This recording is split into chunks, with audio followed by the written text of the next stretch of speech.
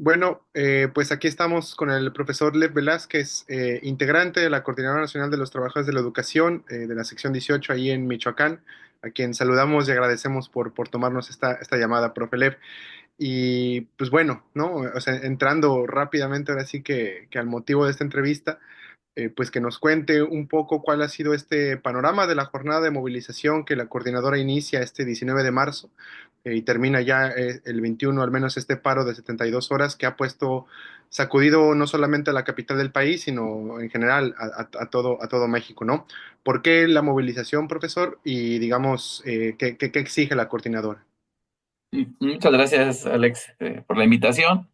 Bueno, la movilización creo que toma cierta algidez a partir de que en el mes de febrero presentan una iniciativa de ley para modificar. Se dice que en general la ley del ISSSTE, pero básicamente para modificar lo relacionado al Instituto de Vivienda, a los créditos y algunas mejoras para los servicios de salud.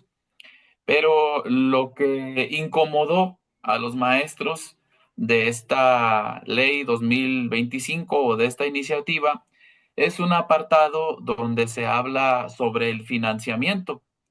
Y en esta parte, lo que decía la iniciativa era que habría un doble cobro, es decir, un cobro adicional a los descuentos que ya tenemos los trabajadores y las trabajadoras al servicio del Estado, que podía ser del 2,7% adicional, insisto, a lo que ya nosotros aportamos para el ISSSTE, y que este cobro sería sobre el salario integrado.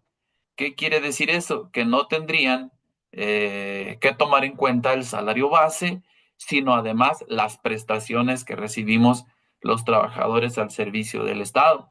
Y esto aplicaría principalmente para aquellos que tuvieran una percepción mensual mayor a 10 sumas. Bueno, esto fue lo que desató el encono particularmente de los trabajadores y las trabajadoras de la educación, pero se inscribe en un acumulado de agravios que vienen por lo menos del 2007. Es decir, en 2007, con la ley del ISSSTE, de aquel tiempo, que sí fue una reforma más integral, se privatizaron las pensiones, se introdujo una tabla para la jubilación que obligadamente rebasaría los 30 años o los 28 años en el caso de las mujeres, y posteriormente se hace otro agregado en 2017 con la unidad de medida y actualización. Con esta UMA es con la que se impone el cálculo de las pensiones de los trabajadores en retiro. Hay que decir aquí que la unidad de medida y actualización es menor en su valor al salario mínimo, ¿no? Es mucho menor, básicamente a la mitad, digamos, ¿no? Entonces, pues ya se imaginarán, cuando nos dicen ahora va a ser en UMAS y no en salarios mínimos, pues nos reducen las posibilidades de nuestra pensión mensual, y la van precarizando poco a poco. Entonces, el último agravio justamente fue, bueno, este que no se concreta ya, el que proponen desde la titularidad del ISSSTE, de Martí Batres, que propone también la presidenta de la República, para que ahora se nos cobre un doble impuesto, ¿no? Entonces, hay que entenderlo en este sentido, Alejandro, porque pareciera que nada más es esta última parte, y no, es como, digamos, la gotita que derramó el vaso de una serie de agravios que vienen desde el 2007 para acá. Entonces, ahí hay una serie de movilizaciones que tienen mayor presencia en estados que ni siquiera eran del territorio histórico de la coordinadora. Ahora se me viene a la mente los profesores, las profesoras de Sonora, que despliegan toda una movilización en sus municipios, más de 20 municipios, y que pueden protestar simultáneamente alrededor de 25,000 compañeros y compañeras, por poner un ejemplo. Y por supuesto, inmediatamente la coordinadora se suma, digamos, orienta, ¿no? Con la experiencia que tiene a una gran movilización nacional que tiene su último desenlace en este paro de 72 horas, en el que además se propone un plantón en la Ciudad de México o inicia con una gran marcha muy contundente que no habíamos visto ya desde el periodo de Enrique Peña Nieto y que se instala ahí un plantón, pues como ustedes pudieron ver en las fotografías, nosotros en vivo, abarcando una parte importante del Zócalo de la capital y bueno, se despliegan otras actividades el día de hoy en varios puntos de la Ciudad de México, entre ellos la caseta que está rumbo de Ciudad de México rumbo a Cuernavaca, entre ellos la Reforma, que es una de las arterias centrales de la ciudad, entre ellos también el aeropuerto de la Ciudad de México, que fue bloqueado por la mañana, ¿no? Entonces, esto es lo que desata, digamos, en general la molestia de los trabajadores. Y bueno, además de estas cosas que nosotros vimos de forma centralizada en la Ciudad de México, pues otras muchas movilizaciones que ha habido a lo largo del país. En el caso de Chiapas, se habla ya de que pudo haber una movilización de entre 40,000 y 50,000 compañeros allá en el estado del sureste. Perfecto, profe. Justo ahora que comenta esta parte, ¿no? O sea, eh, ayer, bueno, el 19 de marzo, antes de que estallara el paro, ¿no? La presidenta pues informa en su conferencia matutina de que se va a quitar justamente estas partes que lesionan, digamos, el Fondo para la Vivienda de los Trabajadores, la parte de las sumas y entre otras cosas más que contemplaba esta reforma al ISSSTE. Y en un comunicado la coordinadora expresa pues de que va a seguir su ruta de siempre de organización, movilización, gestión, etcétera, ¿no? Cómo leer, digamos, estos mensajes que se están enviando desde el gobierno federal.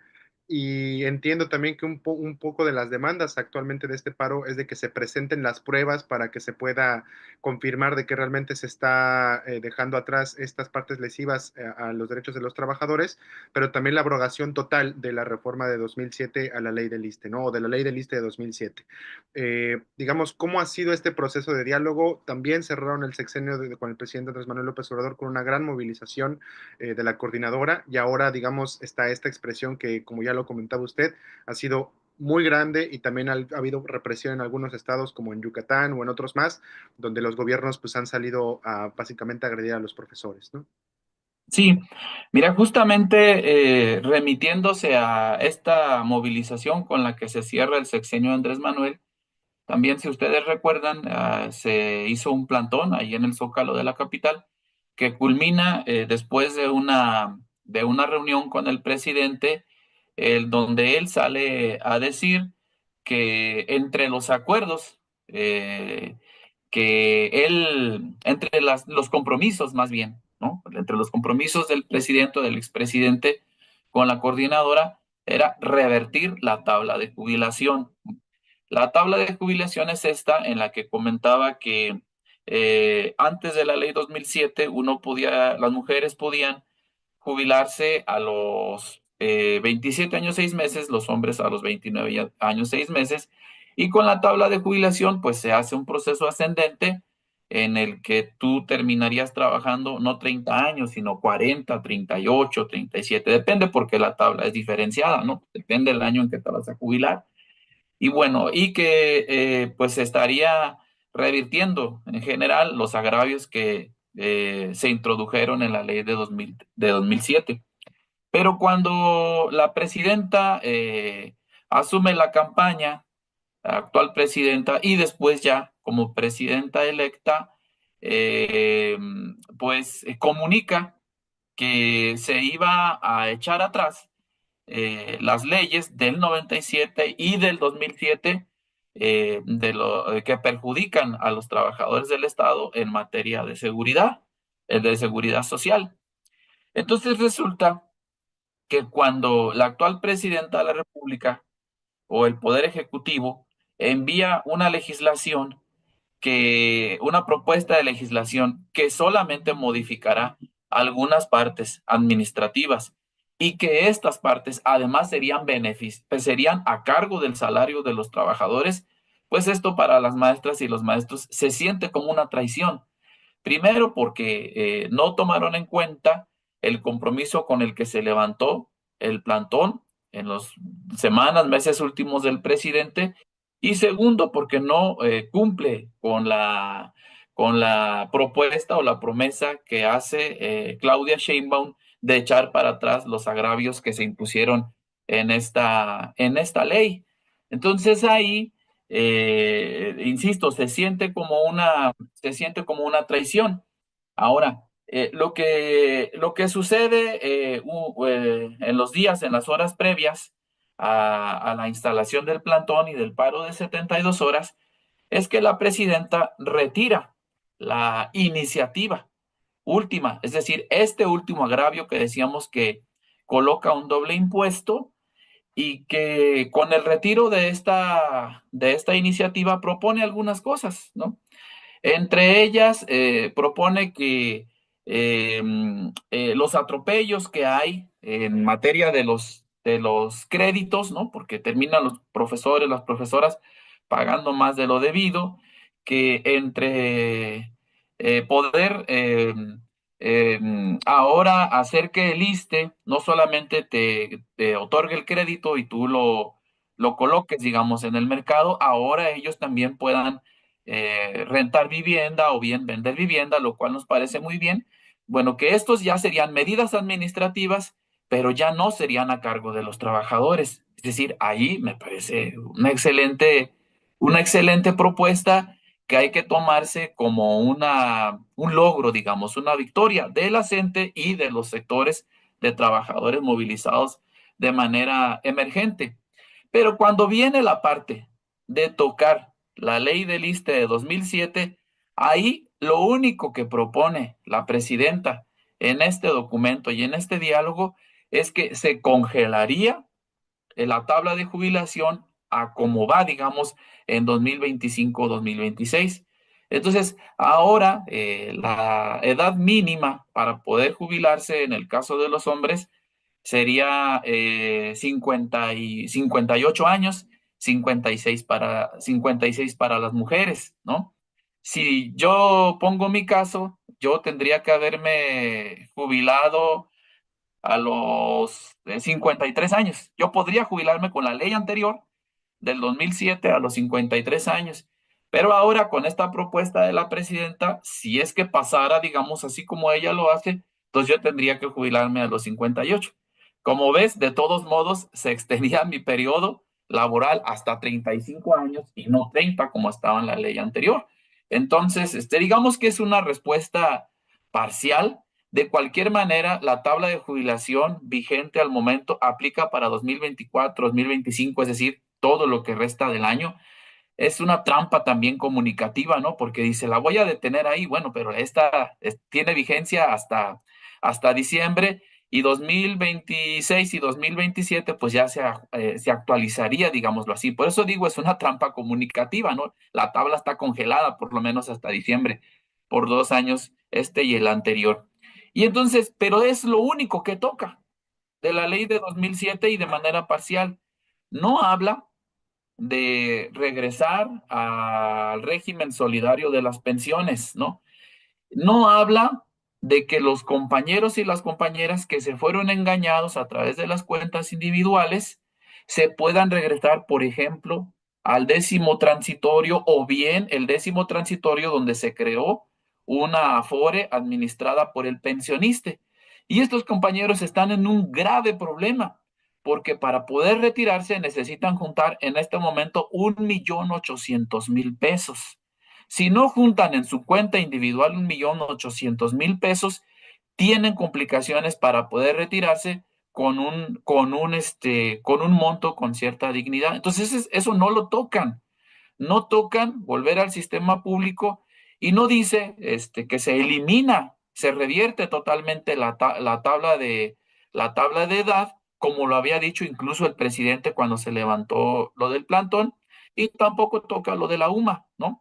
Es decir, su respuesta es parcial, no resuelve el problema de fondo. Por eso es que la gente decide continuar a avanzar con la movilización, porque además así lo están exigiendo las maestras y los maestros. O sea, uno puede preguntar a cualquier maestra y cualquier maestro si la propuesta de la presidenta de retirar solo la iniciativa del 2025 resuelve, pues dirán que no, porque van a decir, pues es que lo que queda es la ley vigente y es la que con la que yo no puedo regresar al régimen solidario, con la que me están exigiendo, si tengo una cuenta individual que tengo que juntar 1.800.000 pesos, si no, no me puedo jubilar con dignidad, y con la que ya achicaron a través de la unidad de media actualización mi pensión. Entonces, retirar la ley 2025 es dejar la ley de 2007 como está, que es una demanda histórica de la gente, echarla para atrás, ¿no? Entonces, por eso la gente dice, avanzamos en la movilización,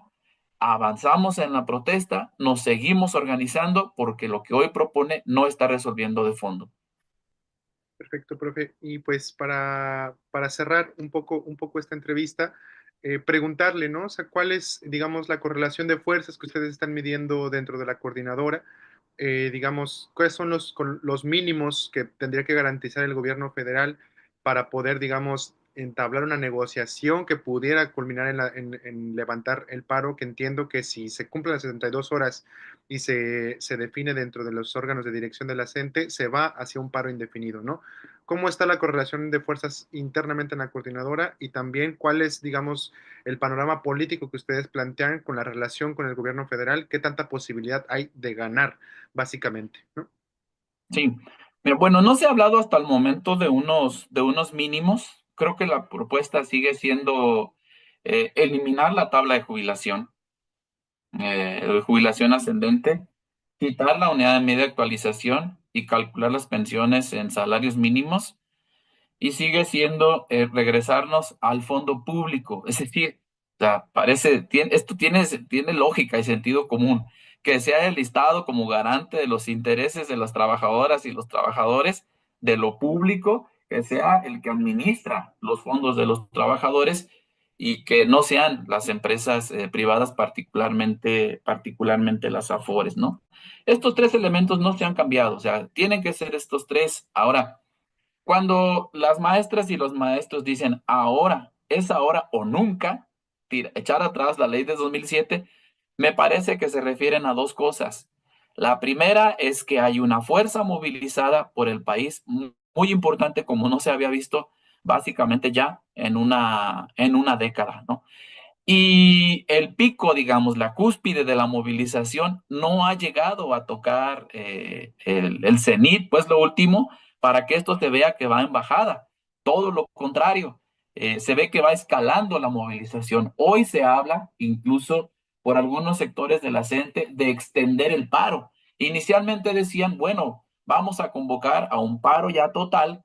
Incluso un paro general podría ser de los trabajadores de todos los 3 millones de afectados por la ley del ISSSTE para el mes de mayo. Ahorita hay secciones, ¿no? Sindicales, tal es el caso de la 22, que dicen, bueno, si no hay respuestas favorables para lo que se está demandando, podríamos ya extender el paro de 72 horas, ¿no? Y esto significaría volcarse con una movilización más fuerte como la que ya se vio hoy o extender esta movilización fuerte.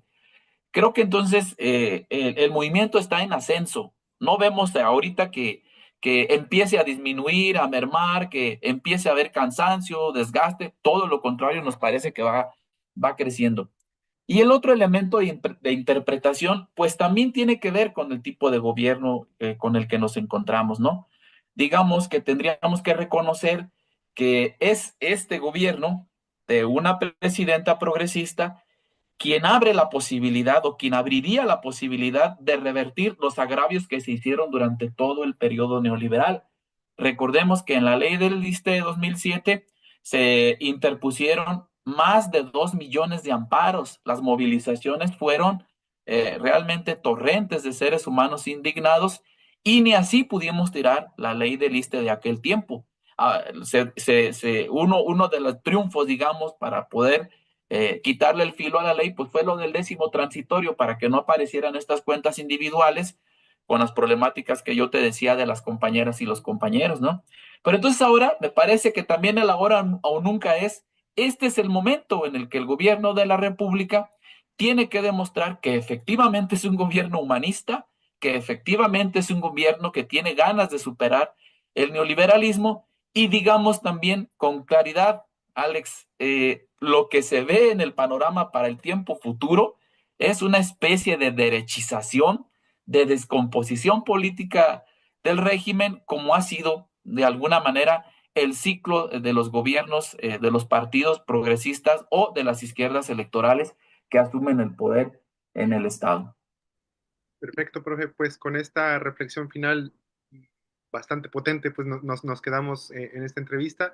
Recordar nada más como fechas importantes. Entiendo que está la siguiente mesa de negociación hacia el 7 de mayo, 9 de mayo, si me corrige ahí o me precisa la fecha.